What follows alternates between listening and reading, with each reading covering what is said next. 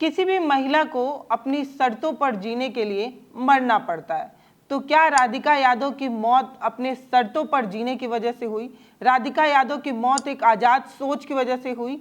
ये सब मेरा कहना नहीं है, ये सब कहना राधिका यादव की close friend, best friend Himanshika का कहना है। राधिका यादव वो जिसकी हत्या उसके पिता द्वारा कर दी गई थी, वो पिता जिसने अपनी बेटी को टेनिस प्लेयर बनाने के लिए दिन रात मेहनत की, उसी पिता ने आखिरकार अपनी बेटी की जान ले ली।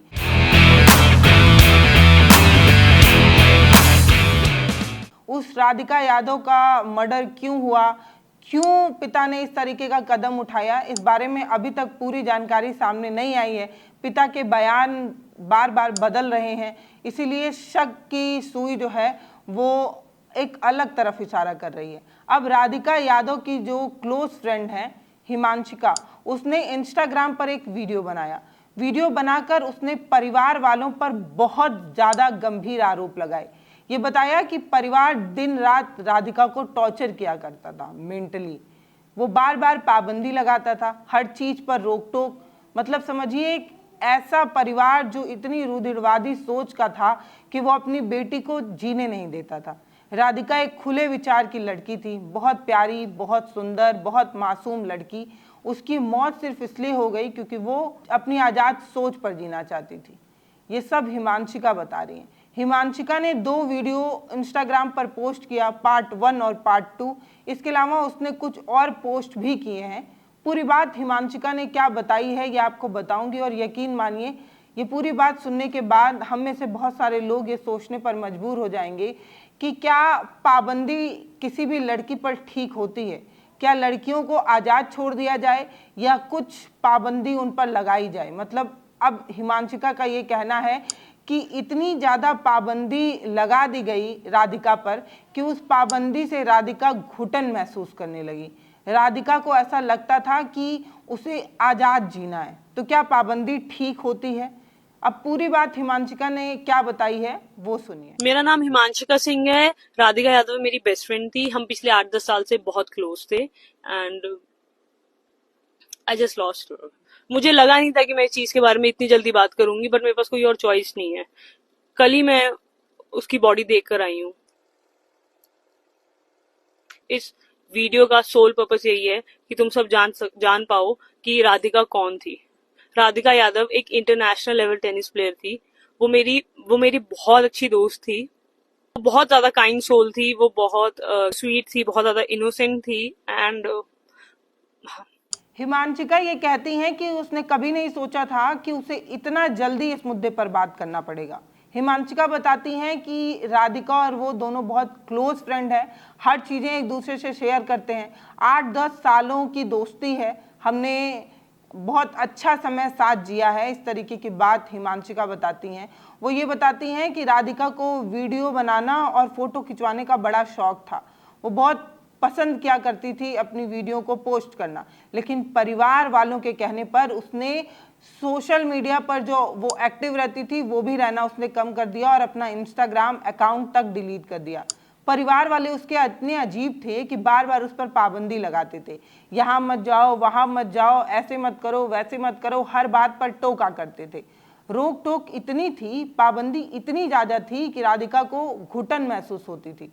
वो ये बताती हैं कि जो उनकी एकेडमी है, मतलब घर से वो एकेडमी, वो महज 50 मीटर की दूरी पर है। एकेडमी इतनी पास है कि राधिका के छत से एकेडमी दिखती थी, तब भी फैमिली वाले बार बार उसे रोका करते थे। उसके छोटे कपड़े पहनने से लेकर और किसी लड़के से बात करने पर हर चीज़ पर पाबंदी थी। अब आप सभी को पता है कि टेनिस एक ऐसा गेम है जिसमें शॉर्ट ड्रेस पहनने पड़ते हैं।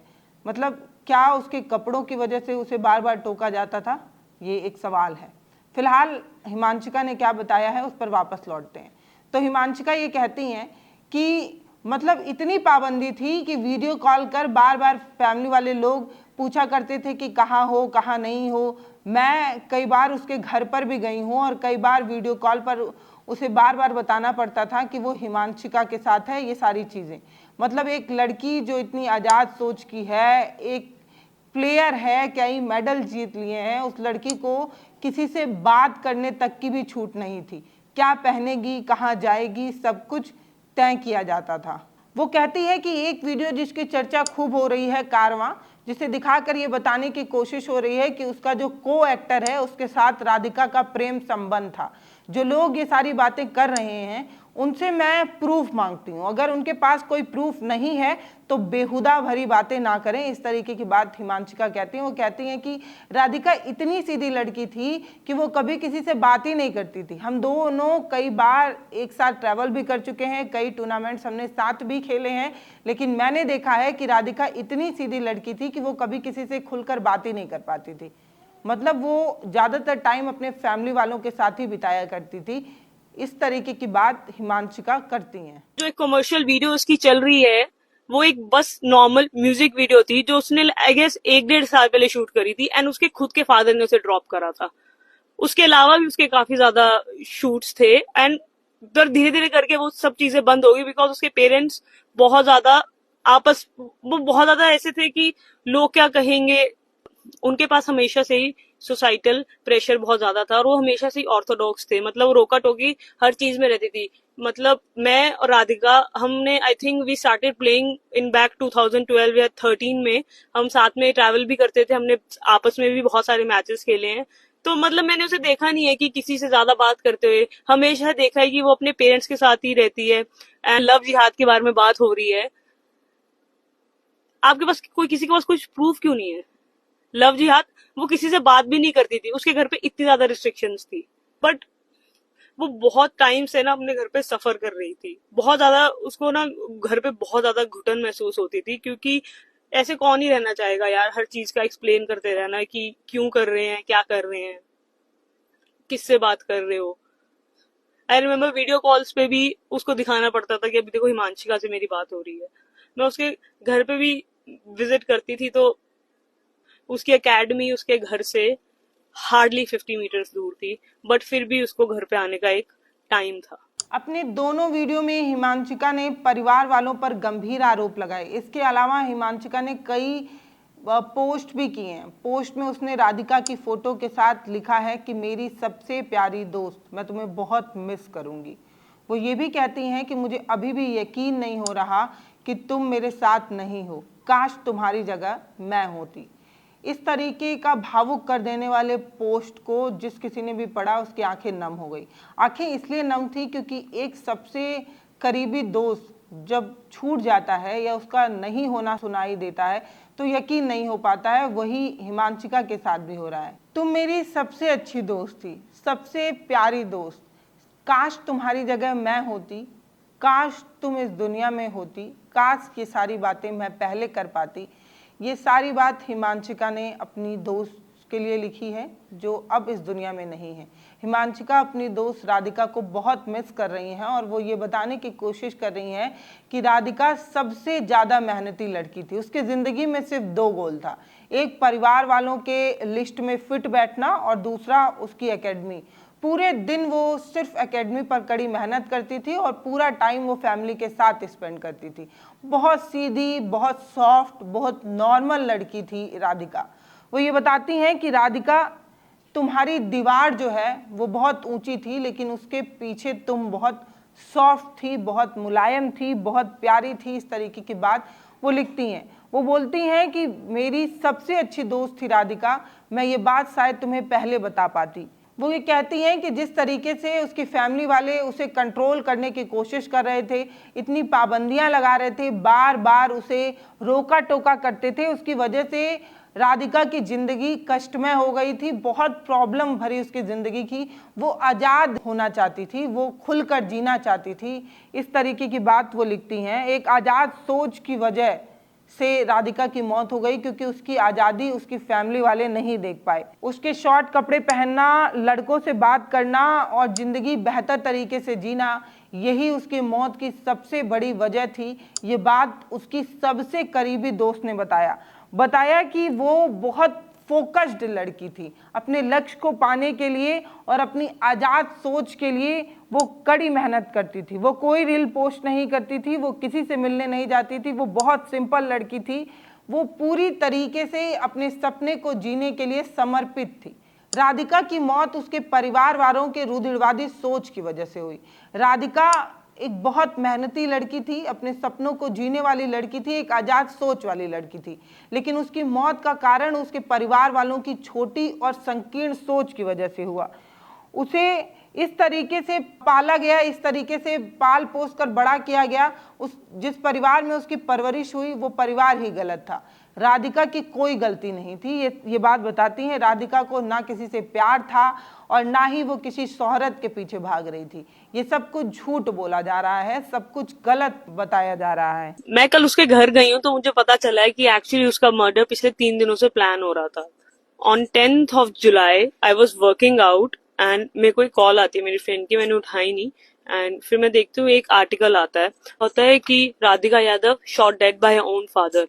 एंड सबसे पहले मैं राधिका को कॉल करती हूँ और उसको बोलना चाहती हूँ कि थैंक गॉड कि ये तू नहीं है, थैंक गॉड कि ये तू नहीं है। एंड वो मेरा कॉल नहीं पिक करती है। फिर मैं आर्टिकल को फिर दोबारा देखती हूँ और मुझे वो घर देखता है और बस मुझे ऐसा लगता है कि it's the end of the world. मतलब मेरे पैरों के नीचे से जमीन चली जाती है। Then I called her sister and मुझे somehow I managed to went to the cremation and वहां जाके मुझे ये चीज पता लगती है कि उसके डैड एक्चुअली 3 दिनों से उसकी डेथ प्लान कर रहे थे। इग्नू रिवॉल्वर लेकर आए थे एंड बस उसकी मॉम को दूसरे कमरे में रखा था, उसके भाई को किसी बहाने से बाहर भेज दिया गया था।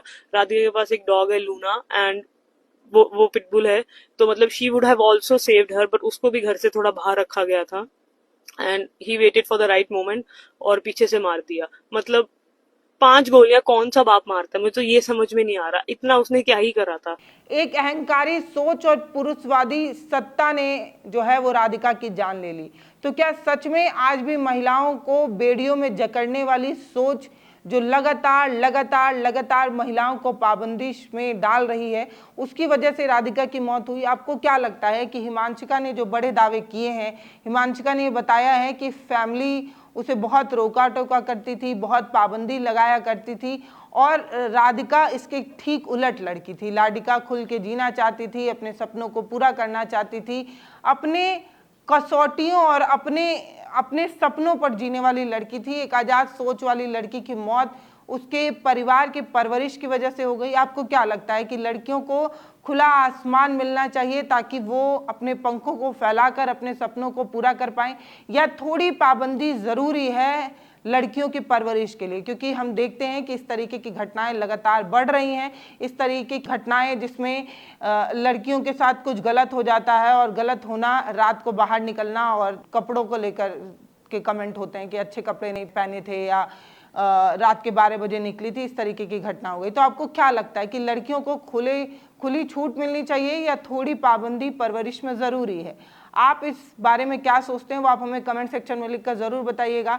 राधिका की मौत के पीछे का कारण क्या है ये अभी तक पता नहीं चल पाया है। पिता जो भी बयान दे रहे हैं वो सारे बयान कहीं ना कहीं गलत साबित हो रहे हैं। पिता ये कहने की कोशिश कर रहे थे कि गांव वाले उसे बार बार कोसते हैं, गांव वाले ये कहते हैं कि बेटी की कमाई खाते हो, इसलिए उन्होंने अपनी बेटी की जान ले ली। लेकिन जो परिवार वाले हैं, जो आस पड़ोस वाले हैं और जो गांव वाले हैं, उन्होंने ये बात साफ कर दी है कि पिता ने ये जो भी बात कही वो गलत है, क्योंकि वो पूरा इलाका जो है वो रेंटेड इनकम से ही जीता है और जो राधिका का परिवार था वो 15 से 20 लाख रुपए महीना रेंट से ही लाता है।